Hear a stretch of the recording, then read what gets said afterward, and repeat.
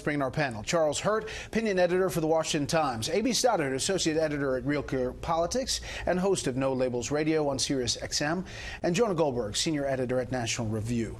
A.B., Republicans on the House seem proud of it. Republicans in the Senate seem leery of it. What I heard today was that don't think this is going to be the end result, and maybe we'll have our own. It's a work in progress, and the fighting has just begun. There was a lot of disagreement in coming to this day. There was a delay of a day, but it's in a very ambitious deadline for the forces that are against it. You still have a lot of people fighting for the state and local tax deduction. There is some of it there, but every time you give back a deduction, if they were to do that, if they were to fold on something like that, which is $1.2 trillion they need in pay-fors, you need to find another pay-for. The realtors are upset.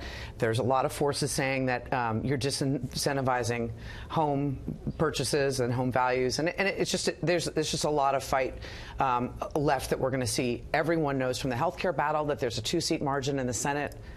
Very, very tough odds over there. So are they going to pass something? I absolutely believe that they are. Is it going to happen by Christmas? I don't think so.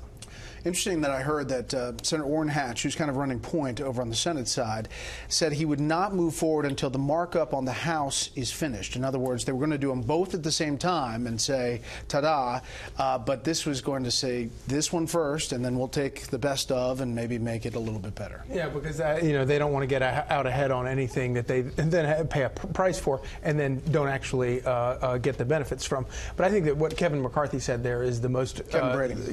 No, the thing Kevin McCarthy said, where he said every member, this could be the most significant bill they ever make a decision on in their term. And I think that is very, very true. This has become an absolute political imperative for Republicans. They have to get something done, and I think I agree with AB that it is going to change a lot. I think there's going to be a lot of negotiation on the state and local taxes thing and other issues. But if they don't get something that they can hang their hat on, it's going to be they're going to be doomed, I think. Jonah.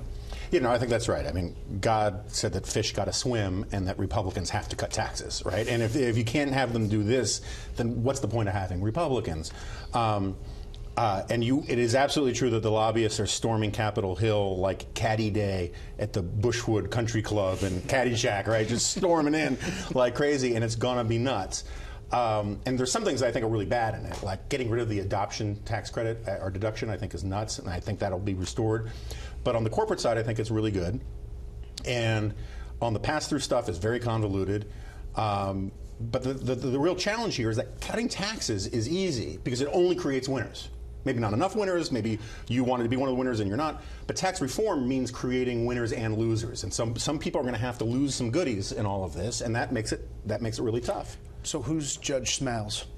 No, I'm just kidding. All right, so Democrats that came out early against this, even before it was rolled out. Kamala Harris tweeted, on average, middle-class families earning less than $86,000 would see a tax increase under the Republican tax reform plan. Bob Casey, the average tax increase on families nationwide earning $86,100 would be $794. Jeff Merkley, under the GOP plan, the U.S. families making $86,000 see an average increase $794. This could pay for 1 month of child care, 8.2 months of electric bills in Oregon.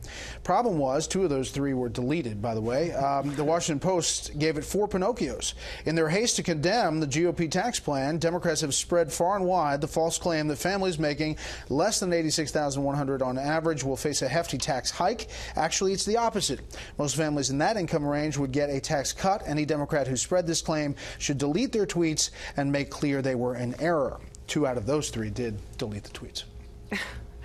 Democrats, I think, are too quick to oppose this basically because it's been a partisan process, and Republicans decided early on they were going to use the word that everyone's heard all year, reconciliation instructions, to basically have a Republican-only bill. I think if that were to fail, and it might, and I think it probably could, Democrats will come to the table. I don't know how many Democrats will end up supporting it, but right now it's not a bipartisan process. It's a partisan process, so they feel very liberated to just bash it and say it's a tax cut for the rich. Let's just take a sec to explain that. So for reconciliation, to get 50 votes plus 1, you have to have certain guidelines to be able to do that in the Senate.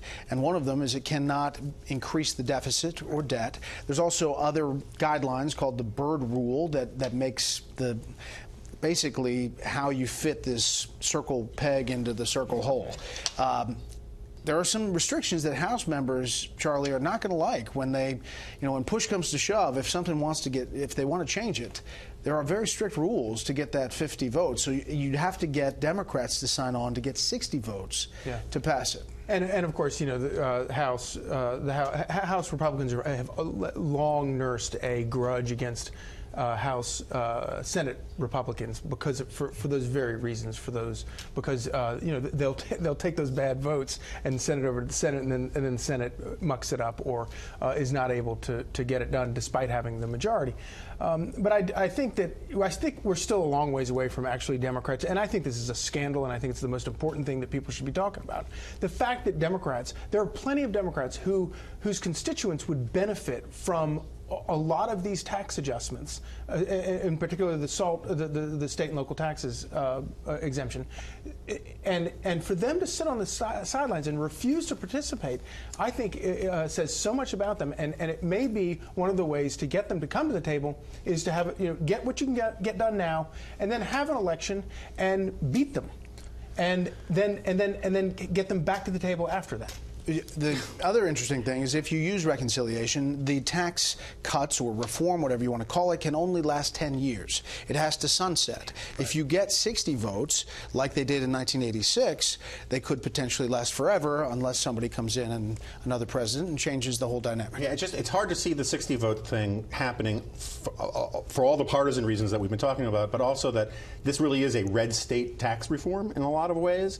And the red state, blue state divide is much more acute in terms of the state and local taxes in the Senate than it is in the House. California, they're going to be against it. They're in the pocket of a lot of their donors who tend to be upscale. I'm very skeptical they're going to come up with something that gets 60 votes in the Senate. All right, so does it overall happen before Christmas? Yes or no?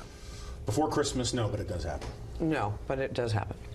I think there's a fair chance that it can happen before, but it's not going to be as ambitious as I think I want, and I think a lot of people want.